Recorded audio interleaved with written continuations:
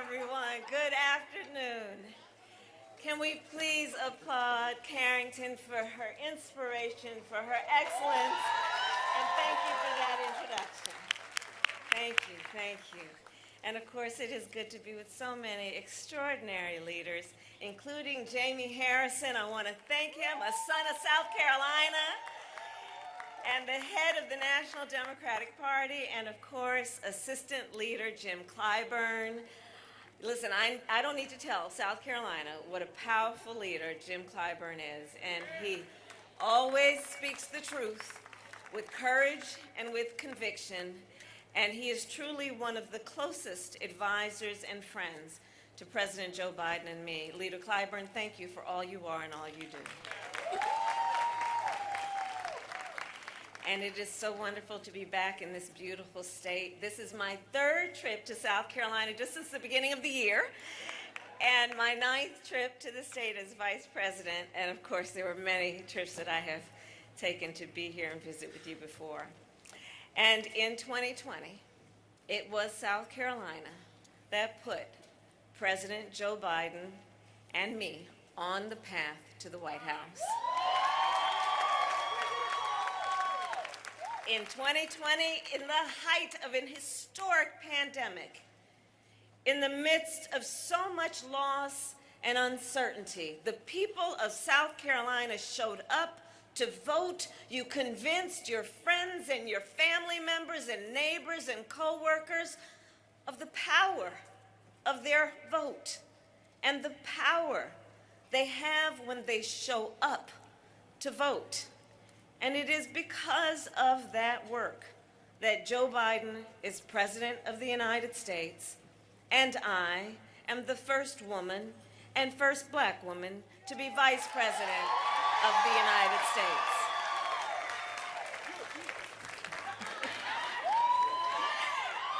And an auntie.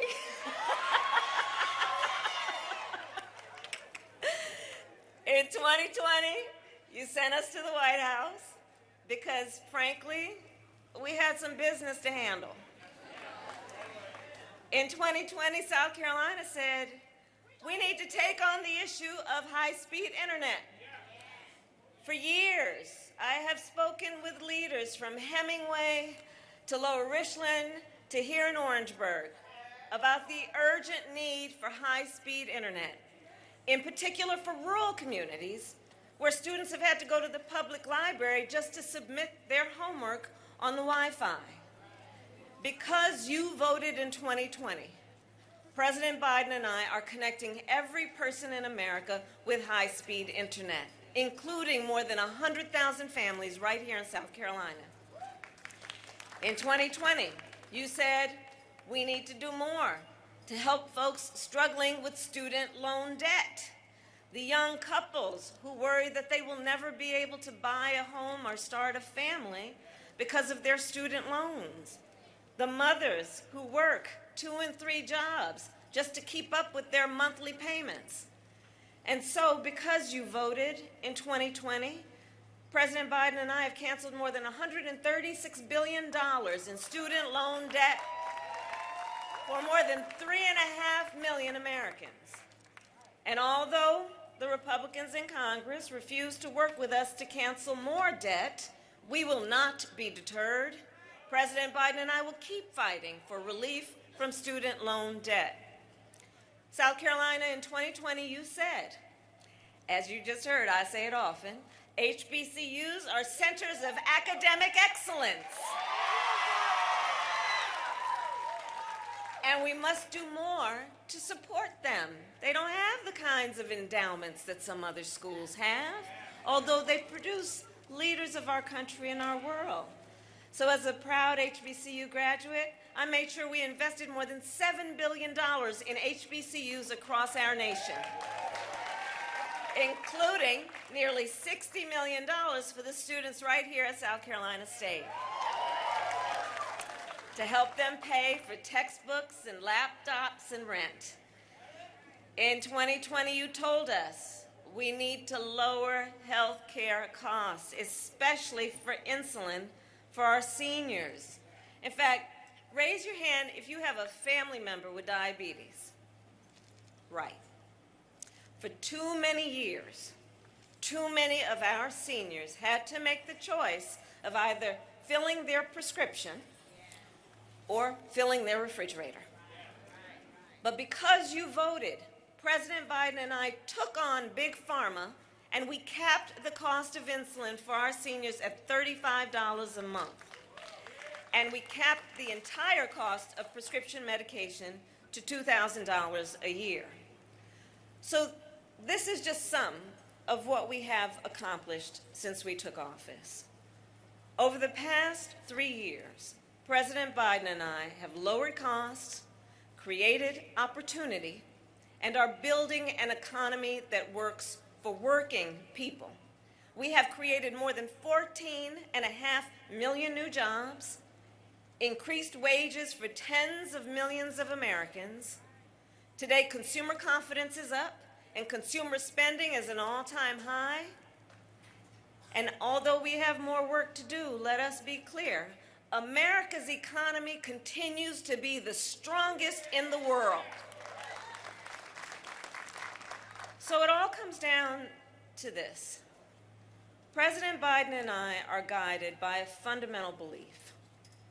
We work for you, the American people, and every day we fight for you.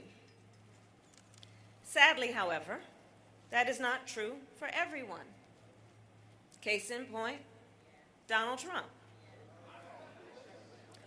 Former President Trump has made clear time and time again his fight is not for the people. He fights for himself. He openly talks about his intention to weaponize the Department of Justice. He openly says that he is, quote, proud that he overturned Roe v. Wade. Proud that he took the freedom of choice from millions of American women. For years, the former president has stoked the fires of hate and bigotry and racism and xenophobia for his own power and political gain. He accused immigrants of, quote, poisoning the blood of our country. And after neo-Nazis marched in Charlottesville, he said there were, quote, very fine people on both sides. The former president openly talks about his admiration for dictators and has vowed that he will be a dictator on day one. Understand what dictators do. Dictators put journalists in jail. Dictators suspend elections. Dictators take your rights. And as the great Maya Angelou once said, when someone tells you who they are, believe them the first time. Well, the former president has told us who he is. And it is on us, then, to recognize the profound threat he poses to our democracy and to our freedoms.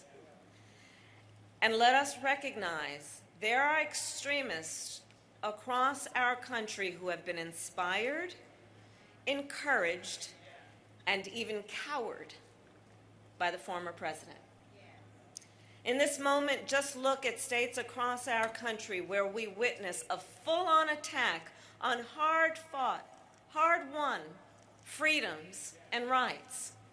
The freedom to vote, the freedom to be safe from the horror of gun violence, the freedom to live without fear of hate or bigotry, the freedom to be who you are and love who you love openly and with pride, the freedom to learn and acknowledge our nation's true and full history, and the freedom of a woman to make decisions about her own body and not have the government telling her what to do. And on that point, I know all of us are clear. One does not have to abandon their faith or deeply held beliefs to agree.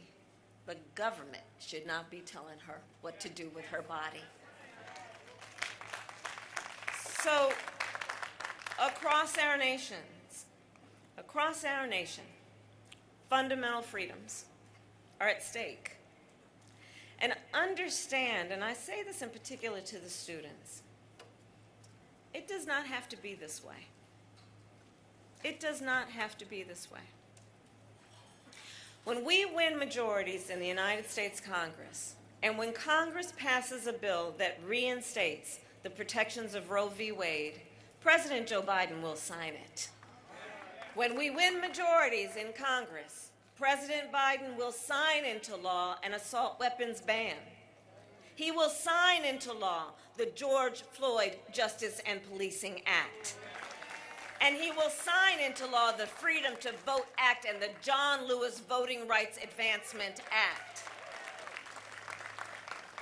On these issues and so many more, who sits in the White House? It matters. And in this election, we each one of us, we face a question. What kind of country do we want to live in? We each face that question. What kind of country do we want to live in? Do we want to live in a country of liberty, freedom, and rule of law? Or a country of disorder, fear, and hate? We face a choice: cruelty or compassion, chaos or competence, division or unity.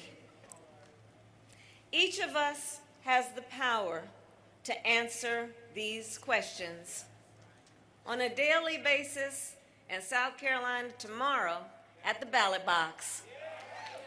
Because tomorrow, of course, is primary day here in South Carolina. It's on a Saturday this year. And South Carolina, you are the first primary in the nation. And President Biden and I are counting on you. We are counting on you. We are counting on you to vote and to get everyone you know to vote, to send out text messages, to knock on doors, and to make your voices heard. So in conclusion then, I ask, are you ready to make your voices heard? Do we believe in freedom? Do we believe in democracy? Do we believe in opportunity for all? And are we ready to fight for it? And when we fight, we win. God bless you, and God bless the United States of America. Thank you.